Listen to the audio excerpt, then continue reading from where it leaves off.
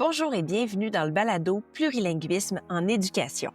Je m'appelle Caroline Do et je suis professeure à la Faculté des sciences de l'éducation de l'Université de Moncton. Enseignant débutant et chevronné, du préscolaire au milieu universitaire, enseignant de langue ou d'autres matières, en milieu pluriethnique ou non, c'est à vous que s'adresse ce balado. On souhaite vous inspirer, vous informer et vous équiper pour relever les défis de l'enseignement dans un monde où la diversité linguistique est désormais la norme. Plurilinguisme en éducation va vous offrir des perspectives inspirantes et des outils concrets pour enrichir votre pratique pédagogique. Vous trouverez d'ailleurs tous les outils dont nous parlerons dans cet épisode sur notre site web, dont l'adresse se trouve dans les notes de l'épisode. Bonjour, bienvenue dans le balado Plurilinguisme en éducation. Je suis aujourd'hui en compagnie de Catherine Mendonça-Diaz et Jérémy Mauger. Merci beaucoup à vous deux d'être avec nous aujourd'hui. Vous venez de nous parler d'un sujet tellement intéressant, l'utilisation d'approches plurilingues dans le contexte de l'enseignement des mathématiques pour les enfants migrants. Mais avant d'aller vers tout ça, j'aimerais vous permettre de vous présenter. Donc, Jérémy, si tu veux bien commencer. Donc, je m'appelle Jérémy. Je suis enseignant en UPE2A dans le premier degré. Donc, UPE2A, c'est unité pédagogique pour élèves allophones arrivants. Donc, c'est des unités qui sont créées au sein des écoles pour pouvoir permettre aux enfants nouvellement arrivés en France d'acquérir les bases du français pour ensuite pouvoir se débrouiller en classe. Premier degré, ça veut dire que c'est l'école primaire. Donc, les enfants entre 6 ans pour les plus jeunes jusqu'à 10-11 ans pour les plus âgés.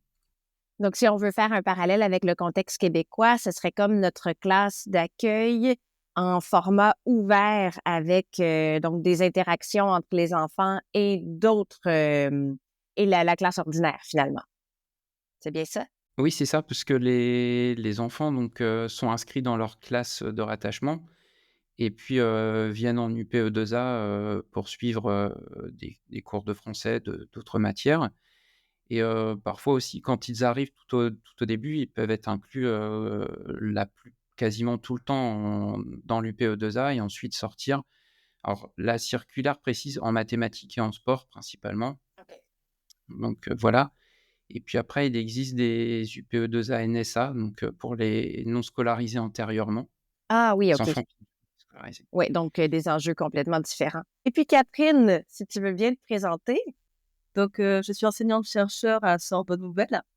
Je travaille plus particulièrement sur le rythme de l'appropriation du français par tous ces enfants, ces adolescents qui arrivent en France, voilà, dans leur parcours scolaire et dans le cadre d'une trajectoire migratoire.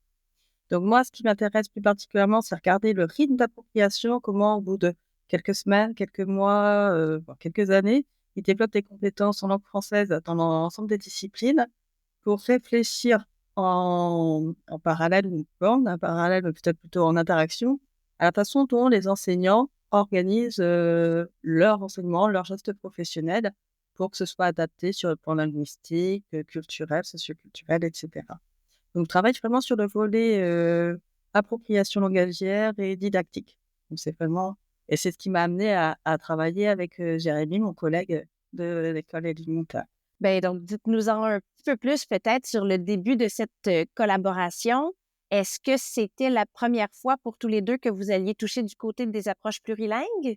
Moi, j'étais déjà en UPE2A, donc alors j'ai connu Catherine parce que c'était mon enseignante Ah! en master et puis ensuite elle m'a proposé donc de participer au projet Plurimath et comme je faisais déjà un petit peu de vidéos avec les élèves, ça m'a parlé et puis je trouvais le projet vraiment super intéressant et puis plus je creusais, plus je trouvais ça intéressant. Donc voilà. Mais est-ce que dans le cadre de ton enseignement, tu mettais déjà en œuvre des approches plurilingues à ce moment-là? Ou ça, c'était une nouveauté? Oui, j'en mettais, mais peut-être pas à ce point en fait. Ça a permis vraiment d'ouvrir de nouvelles perspectives. OK, parfait. Puis le projet Plurimath, donc Catherine, est-ce que c'est un projet de ton initiative? Alors, Plurimath, ça signifie plurilinguisme et mathématiques. C'est un projet que nous co-portons avec Christophe H. en didactique des mathématiques. Donc, effectivement, c'est un projet qui émerge de nos initiatives, mais pour des raisons assez différentes. Parce que pour ma part, moi, je travaille sur des élèves qui viennent d'arriver en France et donc dans le cadre de la migration de façon générale. Christophe H, je connaissais pas du tout le domaine des élèves allophones. Donc pour lui, c'était relativement nouveau. Lui, il travaillait sur la classe ordinaire. C'est comment pour les élèves qui sont en classe ordinaire, finalement, en s'appuyant sur les autres langues, en découvrant la façon dont on dit des notions mathématiques en allemand, en suédois ou dans d'autres langues, ça intervient sur la notion mathématique et ça permet de mieux comprendre le vocabulaire ou les discours qui s'utilisent au cours de mathématiques. Donc en fait, on s'est entre guillemets associés, mais avec des arrière-plans complètement différents. Mais dans son cas, même si on était en contexte de classe ordinaire, est-ce qu'il s'intéressait aux langues qui font déjà partie du répertoire des élèves en classe ordinaire ou à des langues étrangères? Pas nécessairement. Ça peut être les langues, quelles qu'elles soient, même des langues rares, puisqu'on on travaille actuellement avec le Mexique. Et il y a certaines langues qui sont très peu usitées, sauf dans certaines communautés. Et ces langues rares, elles sont intéressantes pour voir justement comment on exprime les mathématiques. Donc, c'est indépendamment, évidemment, si les élèves sont des ressources, mais certaines démarches ne sont pas forcément inhérentes au répertoire linguistique des élèves. Donc voilà, puis ensuite, nous, c'est la jeunesse du groupe. Mais ensuite, il y a plein de personnes comme Jérémy, d'autres personnes, puisque c'est des enseignants, mais aussi des chercheurs qui travaillent, mais avec aussi des arrière-plans très différents. Et on introduit le plurilinguisme dans l'activité mathématique. Ça, alors, par exemple, le Mexique, c'est encore un autre cas. On a personne aussi en Afrique subsaharienne, d'autres contextes. Et pas du tout dans les mêmes cadres scolaires. Et avec d'autres enjeux aussi politiques, aussi linguistiques. Donc, c'est intéressant. C'est intéressant parce on se préoccupe de choses analogues, mais avec des contextes scolaires très différents. Mais c'est vraiment intéressant parce que je pensais qu'on allait vraiment faire un épisode qui allait parler de stratégie d'enseignement des mathématiques pour les personnes qui enseignent à des enfants migrants.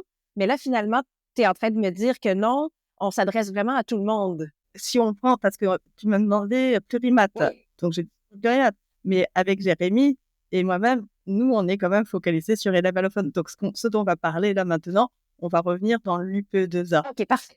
Voilà, ça peut être beaucoup plus large. Le propos qui est expérimenté peut être beaucoup plus large dans d'autres contextes. Parfait. Donc, pour nos auditeurs qui enseignent pas forcément des enfants migrants, allez voir le site web Plurimath. Vous allez y trouver plein de ressources. Mais aujourd'hui, on va se concentrer sur le contexte de migration. Donc, quand on arrive, qu'on soit peu importe où dans le monde, le contexte de classe d'accueil existe à beaucoup, beaucoup d'endroits, surtout avec les phénomènes de migration qui sont en constante hausse. Quand on arrive donc dans une classe d'accueil, on peut l'appeler comme ça, classe d'accueil UPE2A, on parle de la même chose. Quels sont les enjeux que vivent les enfants ou les adolescents par rapport à l'apprentissage des mathématiques?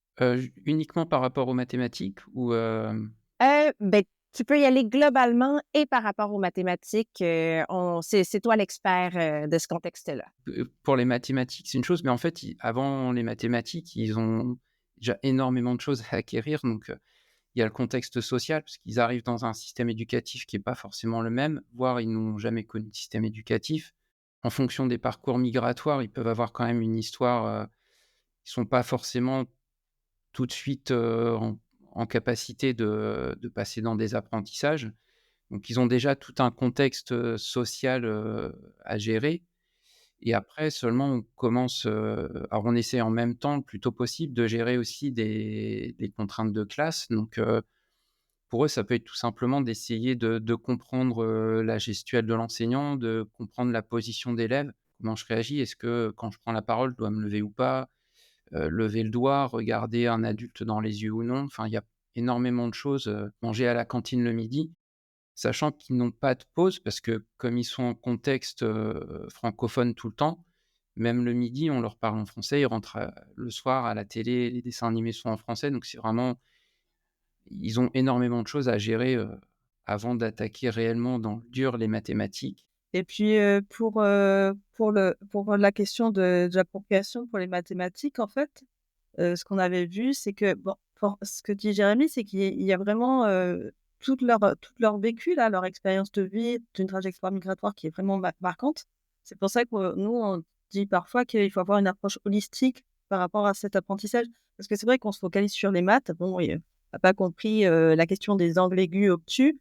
Mais des fois, il faut prendre des pas de recul pour voir, mais quel est le rapport à l'apprentissage? Mhm. Quelle est la disponibilité cognitive aussi à apprendre? Quelle est l'adhésion aussi à ce projet migratoire et cetera? Des fois et ça nécessite de prendre ces pas de recul parce que les réponses, elles sont pas forcément simplement de l'ordre de l'activité, hein, mais des fois, elles sont dans les échanges avec les familles, avec l'équipe éducative, avec une meilleure compréhension, voilà, des situations pour créer un cadre favorable où, l'enfant peut s'exprimer quand il est freiné par la langue parce qu'il peut pas s'exprimer, Mhm. va voir quels interlocuteurs on peut aussi, comprendre ce qui se passe.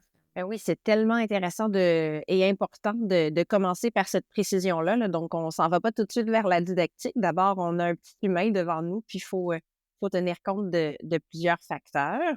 Puis ensuite, quand on vise des apprentissages disciplinaires, parce que pour les personnes qui sont peut-être moins familières avec le concept de classe d'accueil ou du PE2A, l'objectif, si je comprends bien, c'est toujours d'amener l'élève à intégrer la classe ordinaire à temps plein dans une visée de quelques mois allant à quelques années selon l'élève, c'est bien ça? Ouais, le plus rapidement possible, on propose, quelques mois.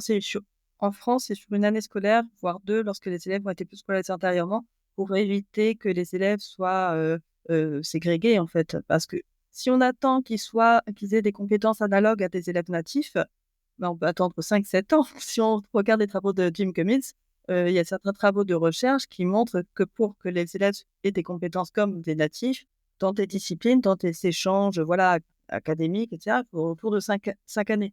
Donc on n'attend pas qu'ils aient des compétences comme les natifs. On prépare, voilà, on les prépare à une intégration, complète. Ça se fait de façon progressive et ensuite, c'est au professeur en classe ordinaire d'adapter, ses gestes professionnels. Ce qui est très chronophage, on sait bien que c'est peu évident, mais c'est nécessaire. Donc, au-delà du petit humain, avec un parcours, assez exceptionnel qu'il a devant lui, il doit l'amener à acquérir certaines connaissances disciplinaires, acquérir ou transférer certaines connaissances disciplinaires. J'imagine, comme tu parles de Cummins, c'est peut-être, ce que tu vas aborder un petit peu, par la suite. Donc, plus spécifiquement, pourquoi est-ce qu'on va s'intéresser aux maths ici? Quelle est la particularité ou les enjeux associés à l'apprentissage des maths dans un contexte d'accueil par rapport à celui d'une autre matière? Par rapport à la circulaire de 2012 où on nous demande de faire sortir l'élève de la classe au moment des mathématiques, déjà ça c'est la première chose. En plus, il y a, cette idée un petit peu fausse que les mathématiques, c'est un langage universel. C'est pas universel et puis, on a possibilité aussi d'aller rechercher des connaissances parce que on a des élèves, par exemple, qui étaient, pour ceux qui ont été non scolarisés, certains étaient agriculteurs ou bah, ils ont des compétences quand même mathématiques à ce niveau-là, donc on peut aller les récupérer. Voilà, je ne sais pas si tu veux compléter, Ouais, mais moi, je veux bien compléter parce que mais je vais compléter peut-être avec quelques éléments effectivement de la recherche. Alors pourquoi les maths? En fait, pour, déjà, c'est une discipline qui est extrêmement valorisée dans le système scolaire et plus on monte dans l'âge, plus c'est, on va dire, sélectif pour des orientations sur certaines filières. Et il y a beaucoup de représentations qui se créent sur les mathématiques. Donc ça, c'est un des motifs, qui amène, peut-être à privilégier enfin, pas privilégier parce que toutes les disciplines sont toutes également importantes, mais dans nos recherches, on s'est attaché à la question des mathématiques parce qu'elle a un effet, sur le plan des orientations et des représentations.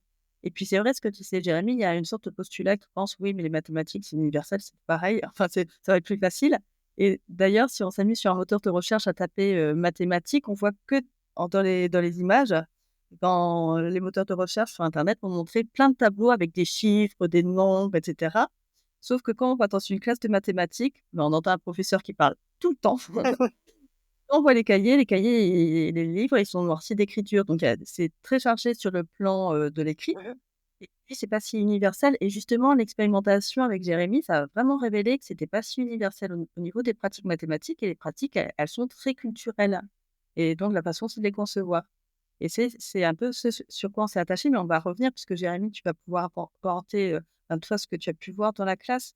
Je voudrais juste mettre un petit, aussi souligner un point parce que moi, les recherches sur les mathématiques, je crois que ça fait plus de 15 ans que je travaille dessus, ça m'a fait interpeller. parce que ce qu'on se rend compte, c'est que les élèves ont des compétences. Alors, ce que tu disais, Jérémy, elles ont des différentes compétences initiales, mais on voit qu'au bout de quelques mois, les compétences initiales qu'ils avaient dans leur langue, eh bien, ne réapparaissent pas forcément en français. C'est ce que tu sais, Caroline, le transfert ne s'est pas fait. Et nous, on a fait un test avec Karine Mignon-Forêt lors d'une grosse recherche en France sur sur une cohorte d'élèves. En fait, en octobre, on leur avait donné des exercices de mathématiques dans leur langue. Ils ont fait les exercices de mathématiques dans leur langue. On leur a donné les mêmes exercices en juin et les exercices qu'ils arrivaient à faire dans leur langue en octobre n'arrivaient pas tous à les refaire en juin en français. Donc ça montrait quand même qu'il y avait des élèves qui avaient des difficultés qui n'étaient pas des difficultés de maths, puisqu'ils avaient réussi à le faire, mais qui étaient des difficultés de discours. Et en allant dans les classes, on voyait que les élèves, eh ben, finalement, ils étaient plutôt dans la réception, à écouter le professeur, à peu verbaliser, peu formuler, etc. Et beaucoup étaient dans des activités silencieuses. Donc, c'est essayer de voir comment finalement, des mots qui peuvent être extrêmement importants dans le lexique, par exemple mathématiques, si on disait sur du vocabulaire, comment ils peuvent se les approprier pour mieux comprendre le professeur, pour mieux, le verbaliser, pour mieux aussi travailler autour de la notion mathématique. Donc ça, c'est vraiment une préoccupation qu'on a eue, avec Karine Mignon-Forêt, avec Jérémy Mogès, pour essayer de réfléchir à des stratégies pédagogiques pour que les élèves, en développant les compétences langagières en mathématiques, en passant par le langage, ils arrivent à mieux, réinvestir la notion mathématique et à amener, donc Jérémy à expérimenter les vidéos mathématiques plurilingues. Donc, dans un instant, je vous demande de m'expliquer qu'est-ce que c'est ces fameuses vidéos mathématiques plurilingues, mais avant, j'ai juste besoin de comprendre quelque chose. Jérémy, tu as dit à 2 reprises que les enfants sortent de la classe d'accueil pour aller faire des mathématiques. Donc, en tant qu'enseignante de classe d'accueil, qu'est-ce qui a fait en sorte que tu t'intéresses à l'enseignement des mathématiques? C'est, le fait alors en demandant aux collègues qui accueillaient les élèves comment ça se passait, ils me disaient qu'en fait, passaient leur temps à recopier ce que faisaient les autres sans force ils étaient pas sûrs de comprendre, enfin de savoir s'ils avaient compris ou pas la notion.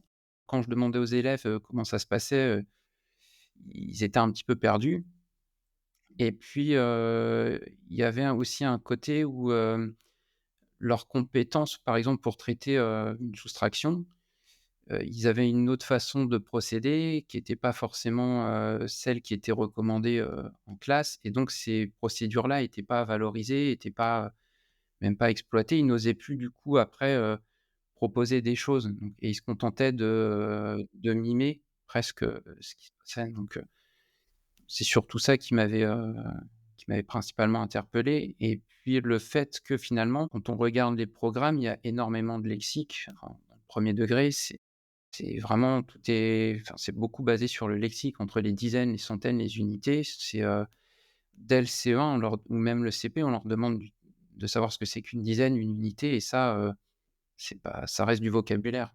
Donc, le CP, ça serait l'équivalent chez nous, c'est des enfants de 5, 6, 7 ans, c'est bien ça? 6 ans, oui, 6-7 ans. 6 ans, 7 ans, C'est donc la ça serait première année, en fait. l'équivalent de la première année pour nous. OK. Donc, c'est pas parce qu'ils font également des mathématiques en classe ordinaire que ça t'exempte, toi, dans ta classe d'accueil, d'en faire également. Ah non, au contraire. Au Parfait. contraire. OK, je comprends mieux. Alors, parlez-nous de ce projet de recherche que vous avez mené en. Bah, juste pour, dire un mot, en fait, c'est pour revenir à Tim Cummins, qui est l'université de Toronto, enfin, on a été très intéressés par la question d'interdépendance des langues. Il avait théorisé sous un schéma, alors on ne peut pas le montrer à l'écran, je ne pourrais pas mimer ce schéma, d'iceberg, où on voit en fait que les langues, elles sont interreliées. Comme on a eu des résultats de recherche, on s'est dit: «Mais finalement, en fait, il y a un problème de transfert et ce problème de transfert, il se joue sur le plan langagier, peut-être sur la façon dont ils savent faire des choses dans leur langue et comment ils arrivent à y aller vers le français».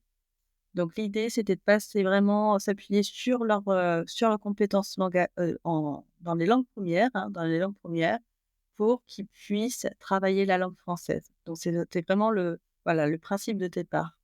Oui. Et donc, Jérémy, je vais te laisser présenter Ben, ensuite, juste avant, je vais juste préciser pour les personnes qui nous écoutent, le fameux iceberg de Jim Cummins et le lien vers les articles, on va les mettre dans les notes de l'épisode pour que nos auditeurs et auditrices y aient accès.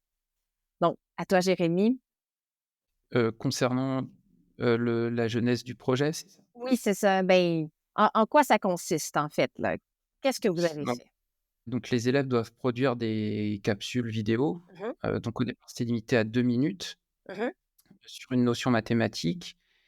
La vidéo doit être faite donc, dans la langue, 1re, la langue d'origine de l'élève et ensuite à l'identique en français ou en tout cas, traduite en français Mmh. et l'idée après, c'était de mutualiser pour que ça puisse profiter à tout le monde finalement. Donc c'était le postulat de départ. Alors, c'est à la fois un projet de recherche et un projet de création de matériel didactique? Oui, puisque ça, c'est vraiment, ce que moi j'avais à faire et derrière ensuite, c'était analysé et décortiqué OK. par Catherine et Karine. Donc la première étape du projet, ça a été d'amener les élèves à co-créer en petites équipes, ou individuellement ces vidéos-là? L'idée, c'est vraiment qu'ils soient, acteurs du projet du début à la fin, de les faire verbaliser au maximum. Donc plus ils ont de choses à faire et plus le groupe est, alors faut pas non plus que ce soit trop important, mais plus il y a de personnes en collaboration, plus ils sont obligés de communiquer. Mmh. Ils sont vraiment à l'origine de l'idée, donc quelle notion tu voudrais travailler pour la vidéo mathématique? Donc on votait et ensuite il y avait des groupes qui se constituaient avec les notions et puis ensuite c'est comment on va faire. Donc au départ, c'était un petit peu guidé, c'est-à-dire je leur ai donné une sorte de squelette et puis après ils se sont emparés du projet, une fois que la première était faite et qu'ils se sont rendus compte que c'était assez valorisant, ils se sont emparés du projet et après, c'est eux qui venaient le matin en disant: «Bah tiens, finalement, j'ai envie de faire ça» et puis, Ah, mais ça, c'est génial. Puis, Catherine, qu'est-ce que tu cherchais à observer à travers ces vidéos-là? Alors, juste pour compléter, parce que Jérémy, il avait un travail, vraiment impressionnant, impressionnant et en plus une grande discrétion parce que c'était très impressionnant de voir à quel point il a pu les rendre autonomes. Moi, j'étais vraiment, épatée, hein, parce que les élèves créaient synopsis, on les voit enfin sur les pages, on les voit qui sont en train de discuter, débattre et cetera, se mettre d'accord et ça, c'est vraiment, ça a été vraiment très constructif et je pense que le fait qu'ils étaient, ils ont eu ce degré d'autonomie qui était aussi permise parce que voilà, tu étais à l'aise aussi avec le fait de travailler sur support vidéo, hein. Mmh. C'est vrai que bon, faut accepter de travailler sur du support vidéo.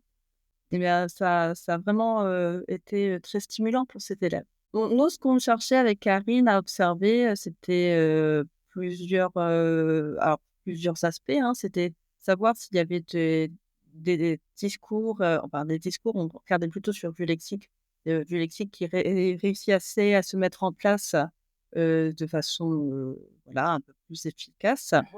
Puisqu'en fait, on avait fait une expérimentation autre avec des étudiants, juste avant, de travailler sur des vidéos mathématiques plurilingues, on avait fait d'autres expérimentations qui n'avaient pas, forcément très bien fonctionné. On avait plutôt changé les modalités de travailler une notion mathématique. On avait plutôt diversifié les modalités et là, en passant par les langues, c'était voir, que les élèves pouvaient enfin s'exprimer et donc là, ça a été une réussite parce que vraiment il y a eu des prises de parole pour construire des discours.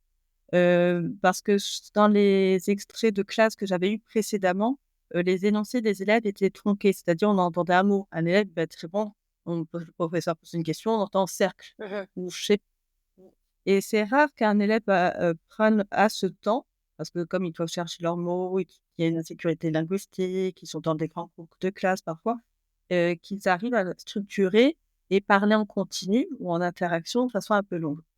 Ça fonctionne en groupe. En groupe, ça fonctionne mieux et travailler avec ce support, cette médiation, vidéo, ça les a aidés parce qu'il y avait un projet et passer par les langues, en fait, ça a laissé le temps, de la conceptualisation.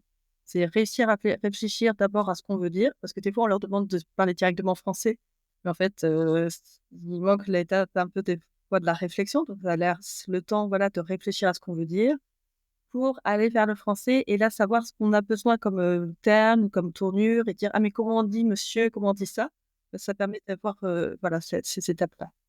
Donc voilà, donc nous, on voulait regarder à travers les vidéos, ben, déjà savoir, ce que ça avait pensé aussi, donc savoir l'appropriation, ce qu'ils avaient pensé. Alors pour ce qu'ils ont ressenti, c'était assez, différent, hein. Certains ont travaillé plutôt, sentiment de travailler plutôt les maths, d'autres plutôt la langue française. Parce qu'effectivement, ils choisissaient des thèmes qu'ils connaissaient déjà, sur lesquels ils pouvaient s'exprimer, mais ils consolidaient le langage sur des notions connues. Donc voilà, donc certains ont eu l'impression de faire du français, d'autres ont eu l'impression de faire des maths. Je crois que c'était assez mitigé. Enfin, et il y avait des choses aussi qui sont ressorties sur le plurilinguisme qui étaient très chouettes. C'est que comme il te fait faire des fois des interactions, c'était pas tous locuteurs de la même langue. Donc ils devaient apprendre à leurs camarades pour faire la répartie dans la langue. En géorgien, je sais plus quelle langue. Ça va. Donc ça, c'était chouette aussi parce donc les effets n'étaient pas forcément que sur le plan de mathématiques, hein. Je sais pas, c'était aussi sur le plan de la cohésion du groupe, sur de l'autonomie. Il y a eu d'autres effets qui étaient bénéfiques, qui allaient au-delà de la conceptualisation de la seule notion mathématique. Oui, certainement. Puis toute la valorisation de leur identité puis de leur connaissance. Mais c'est absolument fantastique. Puis, à partir de ça, donc, évidemment, ils devaient devenir un peu experts de la notion sur laquelle ils avaient travaillé. Mais est-ce qu'ils regardaient également les vidéos produites par leurs collègues de classe? Oui, en fait, il y avait à chaque fois, les validations étaient collectives. C'était toute la classe. C'était un retour, en fait, on a appris d'accepter la critique et aussi l'autocritique. Donc c'était, potentiellement, tu as compris ce que tu disais, Ouais. ton groupe aussi, mais est-ce que les autres vont comprendre? Et donc on soumettait la vidéo à l'ensemble de la classe et puis il y avait des retours. Donc on a appris à construire un retour critique, constructif, en fait. Donc ça, oui, ça a été aussi, ça développe d'autres compétences qui sont du coup pas mathématiques, mais qui vont leur servir par la suite et au fur et à mesure, ça devenait, alors l'idée, c'était qu'au départ, il fallait que je le valide et après l'idée, c'était au fur et à mesure de se retirer et de laisser vraiment les élèves, de disparaître le plus possible, en fait. Parce que ça devient plus quand ils ont l'impression qu'on n'est plus là, ça devient plus naturel donc Ah oui, en fait, nous, en tant qu'observateurs, en plus, il y a des choses qu'on peut voir, pour lesquelles on n'est pas forcément attentif quand on est directement en interaction. Là, il y a d'autres phénomènes qu'on peut observer donc au niveau évaluation en tant qu'enseignant, ça permet de voir vraiment, d'évaluer, de façon, j'espère, le plus optimale possible. Mhm. Et puis ça évite ce côté toujours descendant, de l'enseignant. Enfin, ils apprennent à se débrouiller un petit peu seuls, ce qui permet d'aller récupérer des aides à droite et à gauche, utiliser vraiment les supports qu'ils avaient sous la main pour qu'après en classe, ils puissent reproduire ça et être capables de se débrouiller et enfin voilà, de prendre la parole, de discuter avec un autre, d'apprendre à se faire comprendre. Ouais. C'est C'est quelque chose, moins oui, excuse-moi, vas-y. Oui, je disais, moins on est présent en tant qu'enseignant, mieux c'est finalement. Ben oui, c'est ça, c'est quelque chose qui revient, dans toutes les formes d'approche plurilingue, le fait de changer complètement la dynamique de classe pour que l'enseignant, sorte de sa posture, d'expert, qu'il a habituellement. Fait que je suis contente de voir que ça revient ici aussi. Puis ces vidéos-là, est-ce qu'elles sont aujourd'hui, toutes disponibles sur le site de Plurimath, Catherine? Alors, elles sont sur le site de Français Langue Seconde et par contre, pas toutes, simplement celle qui est concernée la phase d'expérimentation puisque nous avions fait les droits, à l'image.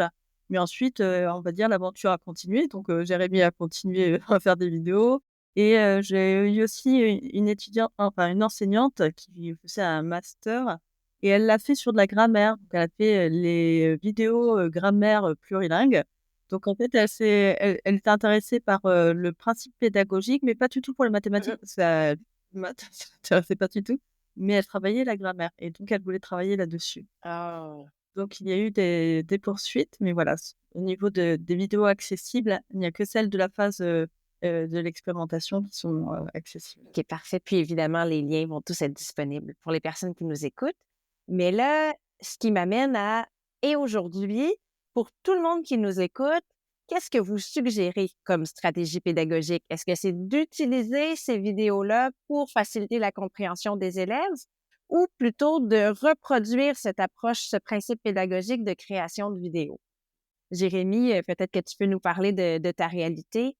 La production, c'est bien quand même. Ça Mhm. va un peu La réception, c'est intéressant, ça peut permettre, de débloquer des situations. Ça peut être peut-être une première approche, mais le fait de que les élèves soient en production, en fait, on exploite vraiment la chose jusqu'au bout parce Mhm. que la réception alors c'est bien parce que finalement, ce sont des élèves qui parlent à d'autres élèves, donc ça, c'est bien. Mhm. C'est des discours qui sont peut-être plus adaptés, mais si on veut vraiment utiliser tout le potentiel, je pense qu'il est plus intéressant de passer par, la production parce qu'on a vraiment une palette, d'un point de vue pédagogique, c'est pas dire que c'est magique, mais presque. Ouais. Donc, on peut s'en servir comme modèle pour montrer aux élèves le type de résultat qui est attendu, pour leur expliquer le projet. Mais l'idée, c'est de les amener à créer eux-mêmes. Oui, peut-être j'aurais tendance à dire de pas trop leur montrer. J'ai une année, j'avais essayé d'en montrer plusieurs et finalement, ils finissent par aller dans le même schéma, d'essayer de reproduire.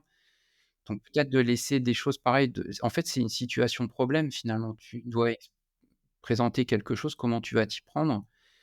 Du coup, c'est beaucoup plus riche en fait. On peut vraiment décliner, on peut tirer un peu plus loin le fil que si on propose simplement un calque finalement. Parce qu'ils ont tendance à être tout le temps dans le calque, alors que là finalement, on les laisse se débrouiller et puis, du coup, il y a plus d'interaction et ils sont plus maîtres vraiment du projet jusqu'au bout. Mmh. C'est intéressant. Donc, le site s'adresse vraiment plutôt aux enseignants qui s'intéressent au projet pour comprendre comment s'y prendre, mais c'est pas des ressources pédagogiques à utiliser en classe, idéalement. En tant que tel, oui, je pense que c'est vrai que Jérémie a raison, c'est plus pour les amener à la production et c'est vrai que les consignes, elles sont données, les consignes, parce que moi, je ne savais pas du tout ce que ça allait donner. En fait, Jérémie, je lui ai proposé, une liste, quelques consignes en disant: «Faut pas que ça dépasse 2 minutes parce que sinon, ça va être, long. Un enfant qui fait une vidéo et qui a des difficultés pendant 10 minutes, ça peut être assez douloureux pour tout le monde». Donc on m'a dit: «Il faut que ça soit court, il faut que ça soit sur le thème des mathématiques», mais en fait, je ne savais pas du tout ce qu'ils allaient faire. Je m'étais dit: «Ils peuvent faire une scénette, théâtrale, ils peuvent faire» je ne sais pas. Il y a une étudiante, donc c'était une adulte, mais qui a voulu proposer quelque chose aussi sur cette thématique. Elle a créé une chanson. Quelque chose qui a strictement rien à voir, mais parce que si elle avait eu les modèles, elle serait partie effectivement sur le même modèle que les élèves de Jérémie, mais elle avait juste les consignes et donc elle a fait une chanson piano et elle a décliné, c'était sur les nombres. C'est très, très sympathique.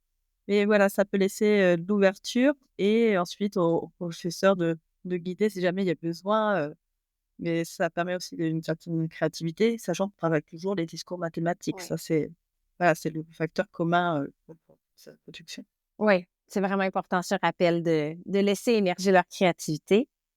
La question, que plusieurs personnes doivent se poser, avez-vous observé avez-vous évalué les compétences de ces enfants-là au début et à la fin de l'année et comparé peut-être à l'autre projet dont tu nous parlais, Catherine, où est-ce qu'on avait vu que les enfants étaient pas capables de reproduire, de résoudre la même situation mathématique? Ici, est-ce que vous avez des données sur les compétences? Alors là, on a fait, du qualitatif simplement sur, la façon dont elle le ressentit et on n'a pas pu faire on aurait dû faire, je sais plus à quelle période, c'était aux alentours de la Covid aussi, nous l'avons mis en place. On avait eu l'idée de faire le pré-test et post-test aussi. Ça n'a pas été possible, tout simplement pour une question d'organisation et donc on est resté, simplement sur, l'analyse, des vidéos et sur un questionnaire qui avait été remis enfin qui a été mené avec, les élèves pour savoir, ce qu'ils ressentaient. Mais c'est vrai qu'il faudrait le reprendre et le refaire de façon un peu plus systématique, mais ça, c'est tout à fait dans les projets de recherche puisqu'il y a des doctorantes, en tout cas, qui, s'engagent sur ce type de sujet, sur, comment travailler le plurilinguisme dans l'activité mathématique et ça, c'est tout à fait des choses qui méritent, toute une attention. Puis, Jérémy, dans tes observations en tant qu'enseignant et peut-être dans celles de tes collègues qui enseignent les mathématiques, qui accueillent les enfants de ta classe dans leur classe de mathématiques, est-ce qu'il y a des différences qui ont été observées dans la compréhension des termes mathématiques ou des concepts même? Oui, il y a eu alors ça reste un peu enfin, il y a pas de données vraiment, Non, ça non. reste un peu subjectif, mais dans l'ensemble, oui. Après, vraiment ce qui a été le plus marquant, ça a été, la façon dont les élèves allophones ont été intégrés. Parce qu'on c'est surtout, avant, c'était vraiment ils étaient tout le temps c'était, c'était évalué par le moins, alors que là, le fait que parce après, on les a présentés aux autres classes aussi. On Mmh. a fait des problèmes en langue d'origine qui devaient être, résolus par les élèves francophones et à ce moment-là, ils se sont rendus compte finalement de la difficulté donc nous, c'est surtout à ce niveau-là qu'on s'en est rendu compte. C'est-à-dire que la vision qu'avaient les autres élèves des enfants allophones a évolué donc Mais ça, c'est un facteur vraiment majeur, là, et une grande réussite pour le projet, j'imagine? oui, oui, oui, c'était, parce que ça a été ils ont longtemps été, oui, un peu sous-estimés alors que là, ils ont compris que finalement, c'était des élèves qui avaient une autre langue donc voilà, c'était, qui avaient des compétences qu'eux n'avaient pas, qui étaient capables en plus de réaliser des vidéos, de présenter les choses, de créer des problèmes, de les aider à les résoudre et ça a permis, de travailler aussi sur, le tutorat donc parce que quand on a présenté ces vidéos, on leur a demandé ce qui, eux, les avait aidés à comprendre, ainsi de suite. Donc ça a permis de développer des compétences de tutorat chez les enfants francophones quand les élèves allophones arrivaient en classe, en fait. Ah wow! On a travaillé Ouais. là-dessus. Ah génial. Pour terminer, j'aimerais savoir, tu sais, s'il y a des personnes qui nous écoutent, puis qui, trouvent le projet fantastique, mais ont peut-être pas la possibilité, question de moyens technologiques ou de temps passé en classe, de réaliser un tel projet avec leurs élèves. Est-ce que vous auriez des stratégies d'enseignement des mathématiques aux élèves allophones de moins grande envergure ou tout simplement des petits conseils en vrac à leur donner? Je commence avec toi, Catherine. Mais en fait, avec Carrie Mignon-Fauré, on a fait, un bouquin là qui s'appelle «Mathématiques en français langue étrangère et seconde» et justement, c'est là où on essaie d'identifier pas mal de choses. C'est vraiment un ouvrage qui s'adresse aux enseignants en classe ordinaire ou en classe d'accueil et un préalable, c'est déjà que, donner pas mal d'éléments d'information aux enseignants pour qu'ils sachent comment un élève allophone, acquiert des compétences mathématiques dans une autre langue. Donc il y a tout le volet sur la connaissance et ensuite, il y a la question, des gestes professionnels.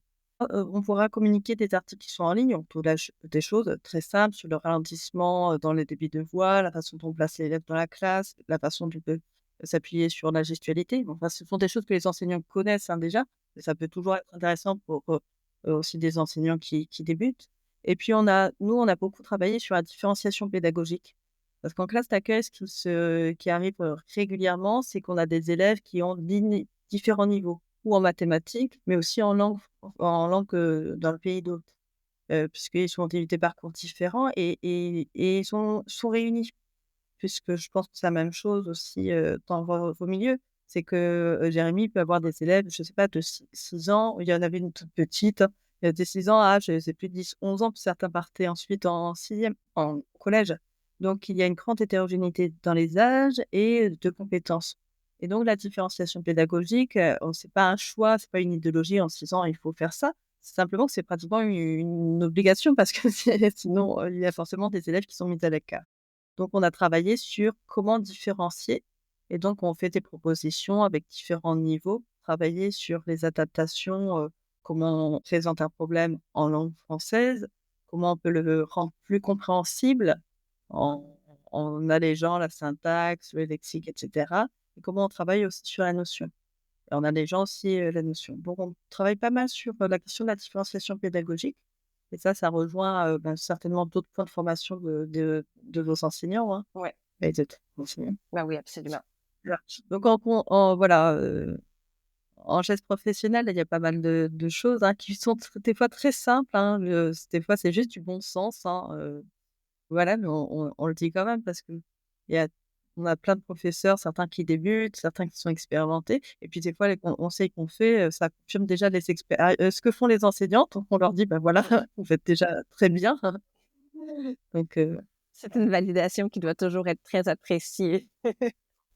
bah, ça des fois on nous dit: «Ah bah, ça nous rassure». Bah, oui, en fait, c'est ce que je faisais donc Excellent, merci beaucoup. Et de ton côté, Jérémy, quels seraient tes conseils pour, les enseignants qui nous écoutent aujourd'hui?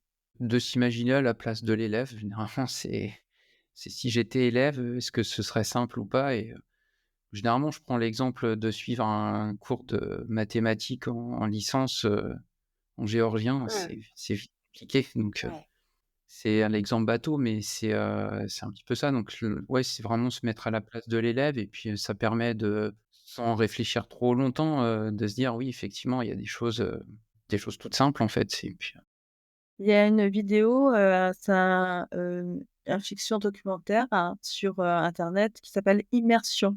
Immersion, c'est un hispanophone aux États-Unis. C'est un jeune enfant, il est hispanophone, donc il est avec, la langue américaine et ça a été créé c'est un court métrage, hein, c'est assez rapide et on voit justement comment il suit le cours de mathématiques, comment les mots, ils partent dans tous les sens, comment il a du mal à entendre et la vidéo, elle met bien, dans la position que présente Jérémy, c'est se mettre du point de vue de l'élève. Ce qu'on oublie des fois, parce qu'en tant que prof, on pense nous à nos évaluations, à préparer les choses, à suivre le programme et cetera et c'est bien des fois de se remettre, dans la position de l'élève. Ouais, c'est un rappel vraiment important, puis qui fait écho également à ce que nous a dit Diane Quérien dans le balado. Je ne sais pas s'il va être diffusé avant ou après votre épisode, mais j'invite tout le monde à aller l'écouter. C'était sur la formation des enseignants.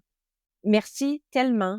J'aimerais rappeler à tous nos auditeurs et auditrices que toutes les ressources dont nous avons parlé dans cet épisode seront disponibles sur notre site web qui va être en lien dans les notes de l'épisode, peu importe la plateforme d'où vous nous écoutez. Jérémy, Catherine, vous nous avez donné des ressources absolument formidables. Merci beaucoup d'avoir pris un peu de votre temps pour le balado. merci. Merci et bonne continuation. Plurilinguisme en éducation est un balado réalisé sous la direction de Diane Quérien, professeure en didactique du français langue seconde à Concordia, avec le soutien du CRSH et du Centre d'études sur l'apprentissage et la performance.